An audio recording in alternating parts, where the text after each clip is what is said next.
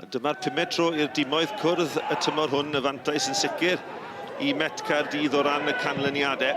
Dyma Fawcett ar ergyd a'r arbediad yn hyfryd gan Alex Lang. Mae mond yn 21 oed, mae wedi chwarae am bob un gêm I Hwlffordd tymor hyn. Bêl hir, Fawcett yn glir, cyfle! Gol i'r anargleision! Y bêl hir yn holltir am ddiffyn. Fawcett yn effro, 2 cyffyrddiad ac ergyd isel trod dde yn curo Alex Lang. Just beth y gêm yma angen. Jas Richards am bêl di hon. Gwych.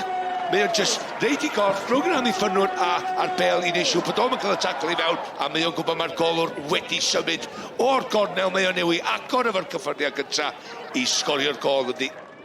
Mae yna glwstwr y chwaraewyr o gwmpas Leeds I mae nhw'n synhwyro gwendid. Ac mae'n cael ei sgorio, fi'n meddwl Joe Evans sydd wedi sgorio hi reit ar y linell, ond wedi synhwyro'r gwendid yna gan Leeds I. Gret o beniad, mae o'n plygio oddi wrth y gol. A wedyn mae o'n just eisiau neisiwr canolbwyntio ar y cysylltiad mae angen. Just gael cysylltiad a just cyfeirio at y gol. Dwi'n siŵr nid y pwer mynd ei fewn, a dyna ddigwyddodd.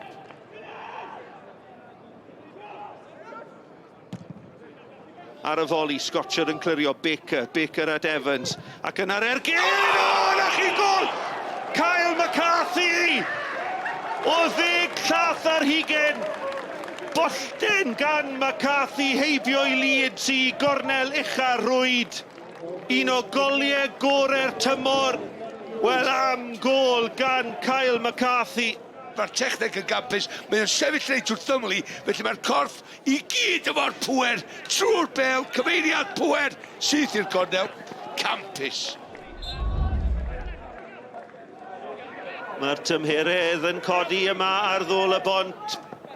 Dyma Danny Williams nôl at Jazz Richards yn croesi at y postyn pella. Sam Jones dan bwysau, mae'n rhydd yn y cwrt bach. Danny Williams dros ysgwydd, Jordan Davies. O, mae'r bêl yn cael ei chlirio yn y diwedd. Wel, oedd hi'n ymgais gan chwaraewr Hwlffordd Jordan Davies, dwi'n meddwl. Davies. Pas dda. Ar ergyd o bell o chydig heibio'r bar gan Henry Jones. Wel, hyn di'r gorau, dwi wedi gweld Henry Jones ys rai blynyddoedd I ddeu gwir, a diolch am yn bell. Felly'r unig newid all fod nawr yw bod Hwlffordd yn sgorio 2 mwyn cipio'r seithfed safle gwaith gwych gan Jazz Richards. Richards tu fewn at Danny Williams at Jordan Davies. Davies yn croesi peniad yn erbyn y bar! Oh, Henry Jones oedd mor anlwcus yr ergyd o bell tro diwetha, ond y peniad reit yn erbyn y bar.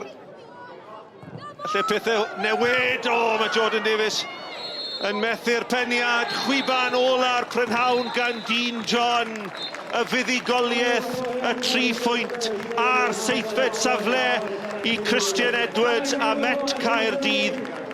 Well, the Christian Edwards chapter isn't quite ready to come to an end yet. At least 1 game to go. What were your thoughts on that performance? Outstanding today.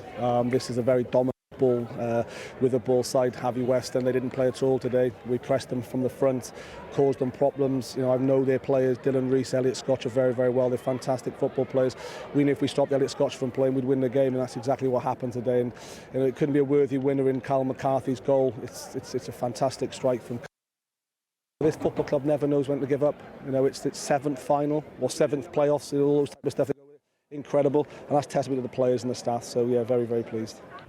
Emlyn, I ddod at y ti gynta, nath eich rheolwr chi weid ta hwnna un o perfformiadau gorau'r tymor. Be nes di o'r gêm?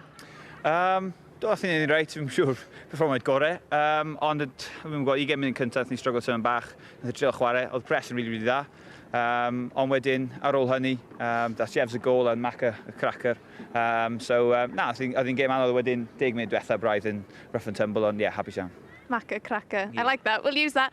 Kyle, you know, the way, I'll talk about the goal in a moment, but the way you guys reacted after going a goal down, it says a lot about the character of this Cardiff Met side. Yeah, definitely. I think, you know, we got the boys in the team who won't give in at any stage. And it was tough to start off with. I think Haverfordwest had a fair bit of pressure that we absorbed quite well and kind of found our feet after that first 10-15 minutes. And then, yeah, Jevsy set us off with a header. And yeah, thankfully it was a little bobble that came onto me and landed in the top corner. So. Oh, what about the Macca cracker? You don't score many, so I'm not quite sure where that came from today. I said that a few weeks back against Haverfordwest. They don't come very often, and they come few and far between. But when they do, I make the most of them. So yeah, thankfully that one went in.